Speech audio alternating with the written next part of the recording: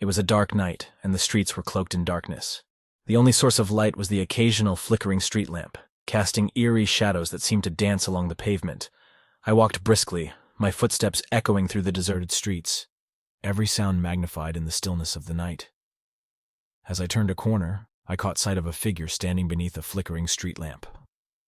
My heart skipped a beat as I realized it was a person, motionless and staring off into the distance.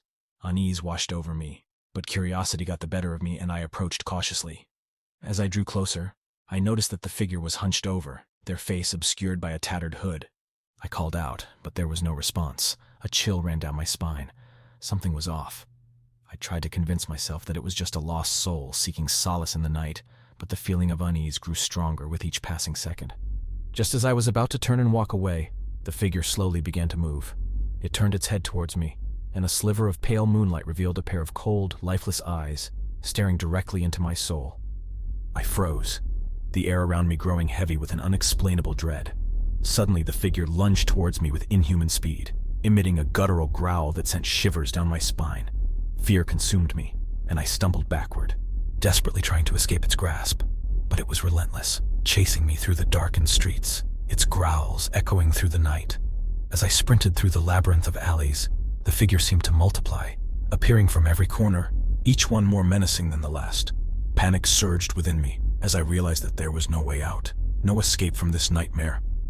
Just when I thought all hope was lost, a door materialized out of the darkness. I threw myself inside, slamming it shut behind me, gasping for breath. The creature pounded on the door, its growls reverberating through the wood, but it couldn't break through. I stayed huddled against the door, listening to the fading growls, waiting for the creature to retreat into the night. When silence finally returned, I cautiously opened the door, peering out into the empty streets. The figure was gone, leaving no trace of its existence. Shaken to my core, I hurried home, the memory of that night etched into my mind forever. I never walked those streets at night again, haunted by the chilling encounter and the knowledge that there are things lurking in the darkness, waiting to prey upon unsuspecting souls like mine. As I stepped out into the chilling night, the icy wind prickling my skin, the world was eerily silent.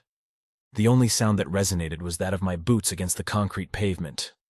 The street was desolate, the only light flickering from the occasional street lamp, casting long and misshapen shadows.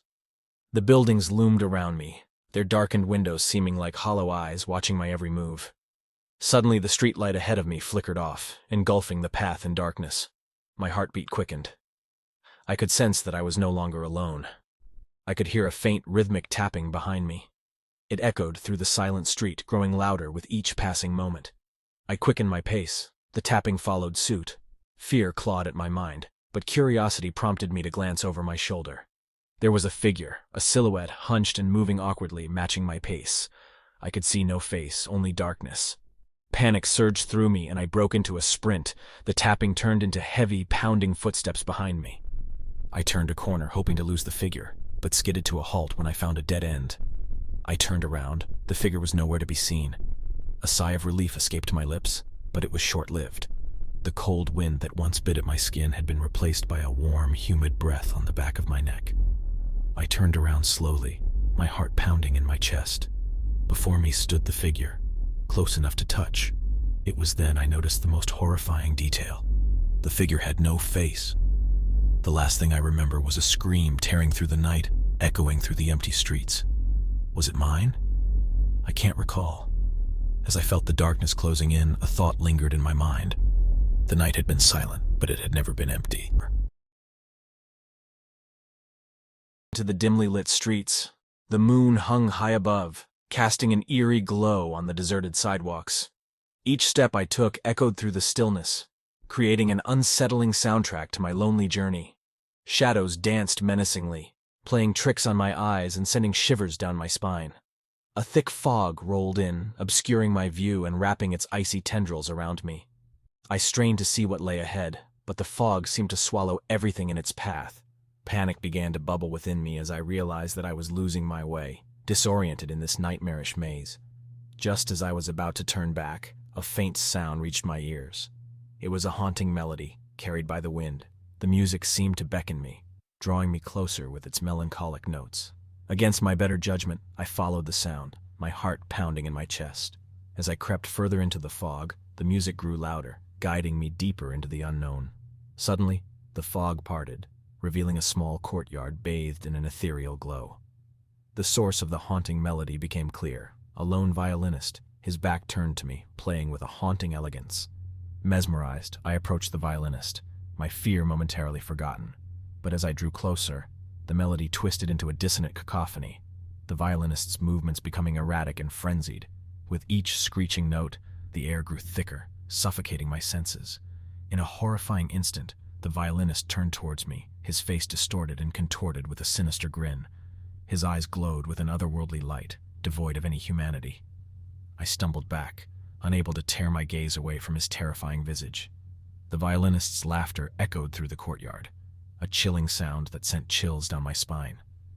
I turned and ran, desperate to escape his clutches, but the street seemed to twist and turn, leading me deeper into the labyrinth of darkness.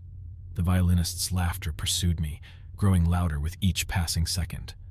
I felt his presence closing in, his wicked melody driving me to the brink of madness.